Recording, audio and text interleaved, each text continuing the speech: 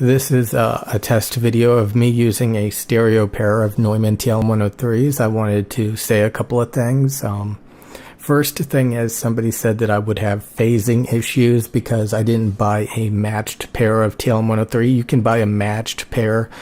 Usually that means that the manufacturer compared how they measured, and they basically send you microphones that sound nearly identical, because through the manufacturing process, microphones can measure and sound slightly differently. When I did a stereo pair of Rode NT1s, they sounded the same. Those were made years apart. One of them was broken. I had to have it shipped to Rode multiple times for them to fix it, and they sounded the same to me. So somebody said I was going to have phasing issues.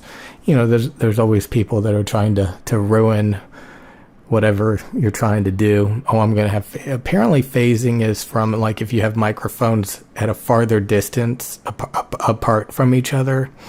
So, like, say you're recording a sound source and you have one microphone really far away and another one closer.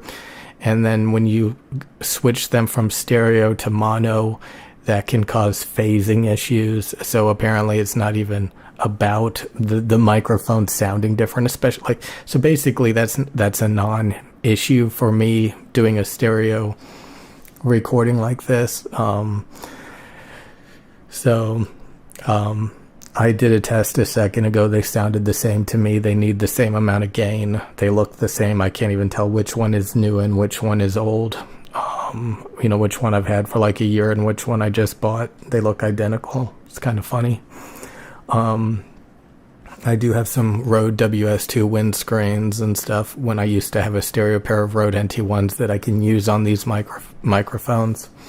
So, when I had stereo pair of Rode NT1s, this was kind of a joke that eventually I would have a TL103 and then eventually a stereo pair of TL103s. And we can see that joke has become a reality now.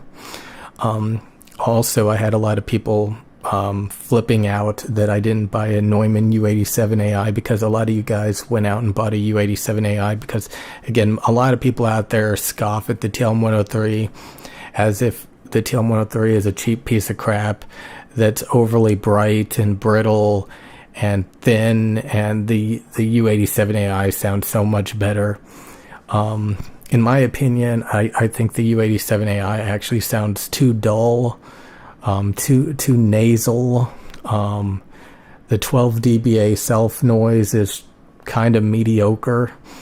These microphones are a lot brighter, a lot clearer, a lot more flattering, a lot more musical. They have much lower self noise, the TLM103. So I think these are more flattering, more musical. They don't have the nasal problem.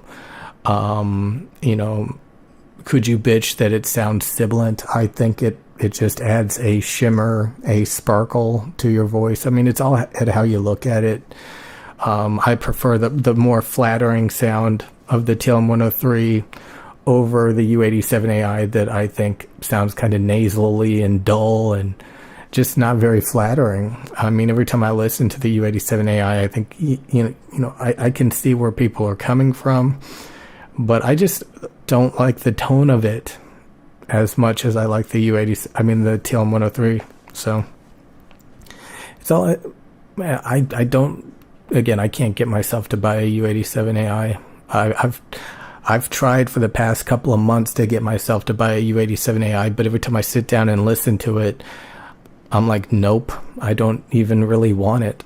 So, it is what it is. There's people out there that think like me, that like the TLM103 more than the U87AI. I used to glamorize the U87AI until I really sat down and had to buy one and realized that I didn't necessarily like it that much after all, which was kind of shocking to me. So anyway, that's it for this video. It's the same with the DT990s. People say, oh, they got too much high frequency extension. They're shrill, they're harsh. I think it just adds a musical sparkle that I enjoy listening to, that I think sounds musical, so it's all at how you look at it. And yeah, that's it. So this was a 5-minute long video testing out a stereo pair of TLM 103s.